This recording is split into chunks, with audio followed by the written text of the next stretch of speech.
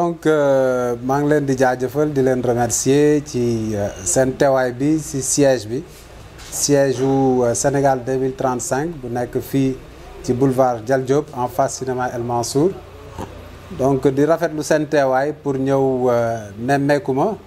et puis xool lan laa namm ak lu ma may fit li ma may fit nag lu simple la man ci gox bi laa juddoo màggee fi yaroo fi def fi samay humanité def fi samay enfance football fi nawetaan ci gox bi yàgg fi def ay action donc ba ni may amee bac dem bitim réew jàng du droit après dugg foofu ci école nationale d'administration yor fa ay commune am expérience de 18 années de gestion communale en France donc tey nag bi ma ñibbisee sama réew ñu nekk période jongante c'est tout à fait normal en fonction de mon expertise ma ne fas yéene naa andi une valeur ajoutée par rapport ak gox bi niñ ko gérer par rapport ak administration communale bi niñ ko gérer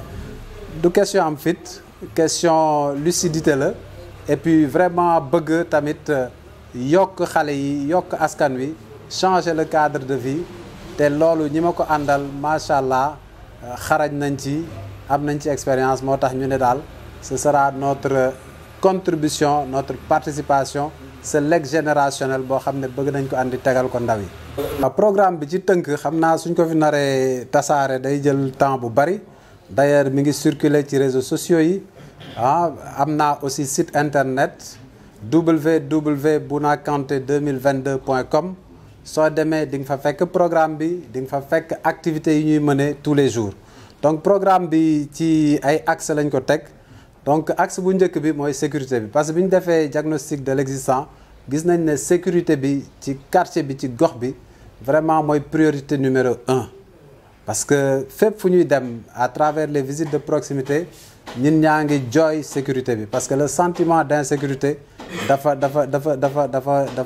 jéggi dayoo donc moo tax tey ñuy ñaan vraiment yàlla dimbale ñu teg ñu ci boppu mairie bi pour que ñu mën a saafara jafe-jafe yi askan wi di jànkonteel ci wàllu sécurité donc li ñuy njëkk def mooy ay mesures yu tar recruter dans les 7 quartiers jeunes yi dëkk ci quartiers yi ñu am ay brigades mobiles yoo xam ne jeunes yi ñoo koy assurer ñu def partenariat avec la police bi nekk fii ci gox bi police point E pour ñu former jeunes yooyu tàggat leen et puis très rapidement danañ voter police boobu benn prime mobilité pour faciliter leur déplacement léegi jël ay moyens logistiques yu tar et puis loolu yëpp ñu yokk ci un dispositif de vidéosurveillance dans la commune parce que le dispositif existe mais ci quelques points la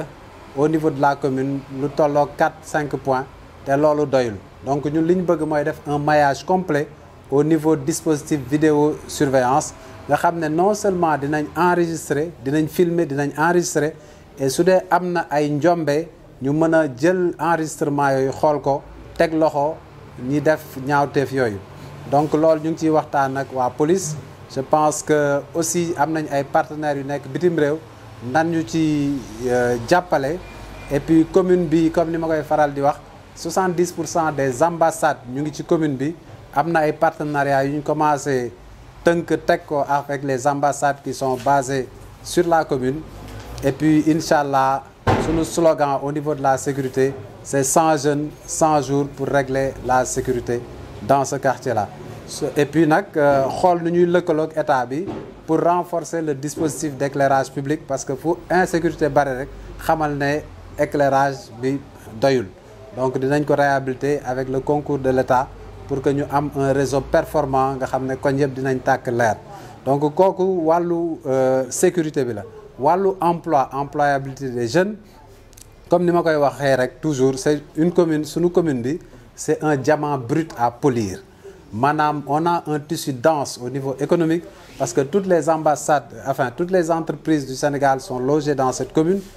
lépp luy am entreprise rek soo duggee ci commune bi di nga ko fi fekk parce que c'est 25 000 habitants mais il y a 150 000 actifs yu nekk ci commune bi sur information yi ñu jël les éléments de recensement ce qui fait que c'est une commune boo xam ne c'est une zone d'activité dense mais le constat c'est que les jeunes yi dëkk ci commune bi duñu profiter ci vraiment avantage yu commune bi moo tax très rapidement dinañ lëkkaloo avec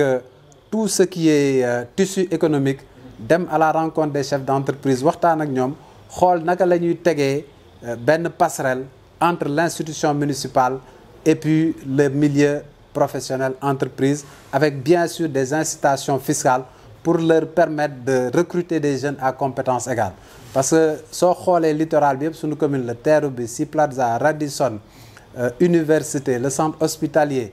institution yëpp a ngi fi c'est des milliers et des milliers d'emplois mais ñi fay liggéey yëpp dëkkuñu fi. Donc je pense que war nañu gestu xale yi nekk ci commune bi mais loolu yëpp il faut une démarche, il faut que mairie bi am de la présence pour que ñu mën a nouer ay partenariat jàppale xale yi.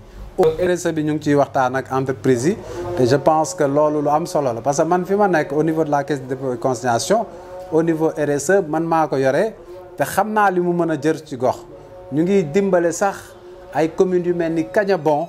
en Casamance tabaxal leen foofu ay structures de santé. Donc loolu moom lu ñu maîtriser la macha allah te xam naa ne suñu toogee ci boppu mairie bi dinañ ko activité dem à la rencontre des entreprises pour que levier RSE bi ñu mën ko mettre en œuvre afin que commune bi am benn valeur ajoutée. Donc deuxième aspect bi mooy la formation des jeunes parce qu'on est dans une zone boo xam ne il y a beaucoup de jeunes yoo xam ne ils sont sortis du système scolaire. Et tey il faut qu'on leur donne une seconde chance par la formation et là il y a des structures étatiques yu mel ni ay 3FPT yoo xam ne commencé nañu waxtaan ak ñoom pour que ñu conduire les jeunes vers la formation et très rapidement on va créer un service d'information et d'orientation des jeunes pour vraiment accentuer les politiques de l'État au niveau local. Donc loolu mooy deuxième volet bi employabilité des jeunes. Il y a le volet cadre de vie parce que dañu judd ci commune bi fekk fi ay tali, des routes bitumées, un réseau d'éclairage public, un réseau d'assainissement. Bon, quand on voit Point E, c'est vrai que ñu ngi fay tabax ay bâtiments yu mucc ayib ay R+5, R+9 mais ñi fay liggéeyee yëpp du xale yu dëkk ci gox bi la. Très souvent ils viennent des autres contrées. Donc permis de construire bi maire bi moo koy délivrer ñun ñu ne en tant que maire. su ñu waree délivrer permis de construire bi dinañ waxtaan ak les chefs d'entreprise les promoteurs à compétence égale ne leen jël leen aussi ndaw yi nekk ci xale yi xam nga léegi pour le cadre de vie gis nga très là ci période yi may wax ak yéen nii recruter nañu 50 jeunes ci suñuy fonds wu bopp suñu poche bopp yoo xam ne tous les jours ñu ngi nettoyer commune bi avec des partenaires yu jóge bitim réew andi fi des matériels de dernière génération, des camions balayeurs yoo xam ne aussi dañuy laver tout ça vraiment population bi yëpp ñu ngi koy gis di ko rafetlu. Donc on peut poser des actions alors que nekkoo maire.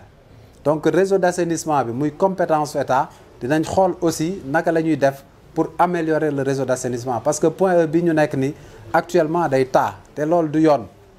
Point E dafa Fann Résidence dañu taxaloo géej bi. Donc on doit revoir le réseau d'assainissement parce que Point E c'est le futur quartier d'affaires. Donc la population se densifie de plus en plus alors qu'il n'y a aucune démarche prospective pour accompagner cette évolution. te loolu dinañ ci teg suñu tànk incha allah depuis xool le financement des femmes nu ñu koy defee accompagner leen xool au niveau des écoles comment naka la ñuy def ba chaque école dina am salle informatique parce que on veut aussi que xale yi ñu tàggat leen très tôt au numérique. Il faut pas attendre que ñu dem à l'université pour que ñu jàngal leen tout ce qui est informatique parce que tey même seen liggéey bi sax informatique da ci jël place de choix donc les métiers de demain informatique la donc ñun dès le bas âge dinañ jël suñu xale yi tàggat leen ci ñooy comme ça se fait dans les écoles privées donc muy le volet scolaire et puis force du territoire bi mooy li may wax toujours développement local c'est prendre les forces du territoire les agréger pour le bien-être de la population gis nañ ne commune bi dafa am ay forces on a une piscine de dernière génération au Point E mais les enfants de la commune malheureusement mun ñu fay parfois dañuy dem géej lab parce que suñ commune dafa taxaloo géej gi donc natation dañ koy dugal ci programme scolaire bi de telle sorte que balaa ñuy dem CM2 au moins dinañ mën a être autonome au niveau natation parce que loolu la am na commune yu nekk aux alentours amuñu piscine au niveau scolaire benn xale warul dëkk ci commune bi am difficulté scolaire parce qu'on a l'université qui est dans notre commune il suffit juste de contacter les étudiants le soir ils viennent donner des cours xale yi am ay difficultés parce que c'est ça agréger les forces du territoire et puis pour relever des faiblesses xam nga donc ci ñun suñu philosophie yëpp loolu la c'est ça la philosophie du développement local te ci loolu la ñu bëgg a taxaw. Et le dernier point nga baal ma c'est au niveau social parce que pour la première fois fii ci Sénégal dinañ teg lu ñu naan un CCAS un centre communal d'action sociale recenser toutes les familles vulnérables dans cette commune ñu jox leen passe sociale ak passe sociale boobu mairie bi dina jënd ay denrées de première nécessité ceeb diwlin suukar ainsi de suite képp ku nekk dans le besoin avec ta carte passe sociale soo ñëwee ci épicerie municipale dañ la koy jaay à des prix subventionnés à 50% su dee ceeb bi 10 000 lay jar yow dinañ la ko jaay 5 000 te loolu ce sera avec des critères performants ñu am site internet aller vers la dématérialisation même de l'état civil nga xam ne tey yow soo bëggee sa extrait de naissance sa kër ngay toog demander ko par internet ñu yóbbu la ko et c'est ça la modernité c'est ça une commune smart et loolu la ñu bëgg a teg loolu yëpp décliné nañ ko suñu programme et puis avoir un comportement éco-responsable parce que les écologistes du Sénégal nous ont rejoints on est en train de travailler au niveau cadre de vie comment éviter la pollution comment éduquer les enfants pour avoir des comportements éco-responsables comment aller vers le tri sélectif tout ça mooy sunu programme bu ñu bëgg a tënk incha allah di ñaan population bi jox ñu lenge yi pour ñu mën ko dérouler. Par rapport au sport c'est vrai que on a un projet mais quartier bi comme ni nga ko waxee day étouffé et on a constaté que 35% de l'embouteillage c'est dû à un mauvais stationnement parce que ñu ngi tabax en hauteur après une progression verticale parce que ville yëpp noonu la développé dañuy tabax di dem après dootul am espace parce que Dakar c'est 0,3% de l'étendue du territoire qui polarise 70% de l'activité économique donc Dakar amatul espace on est obligé de construire en hauteur mais malheureusement construction yi ñuy def on prévoit pas assez de parking les gens se garent dehors mu am encombrement donc très rapidement dinañ mettre en place un système de circulation communale plan de circulation boo xam ne sens de circulation yi dañ koy teg ay panneaux de signalisation pour nit ñi xam naka la ñuy organiser la circulation au niveau sport moi je suis un ancien sportif sama tête de liste Awanar Fall mu may remercier au passage c'est la présidente de la fédération des rollers du Sénégal donc ñun ay sportifs lañu donc le projet sportif nous tient à cœur mais bëgguñu ko def comme par exemple football bi mën naa leen jox exemple parce que j'ai été un footballeur de la Jeanne d'Arc j'ai joué en France jusqu'en national j'ai mes diplômes d'entraîneur j'ai été président de club mais li ñu bëgg ci sport bi mooy aller vers l'élite c'est-à-dire dans tous les quartiers on va prendre les meilleurs les former subventionner leen au niveau de l'équipe au niveau de la municipalité pour que ñu viser l'excellence comme on le fait à Niary Tally comme on le fait à Guédiawaye tey am nañu équipe boo xam ne ñu ngi titiller les meilleurs au niveau national et c'est ça notre philosophie du sport prendre les meilleurs et les amener vers l'excellence. waaw au niveau des électeurs maa ngi leen di wax que ñu bàyyi ñu leen di nax di leen jox ay 10 000 ay 5 000 parce que ku la ci jox 5 000 jàppal ne si 5 ans yi at bu nekk 2 000 francs la jox soo ko jëlee ci weer ay 150 francs la donc non à l'achat des consciences xool leen ko am programme bu baax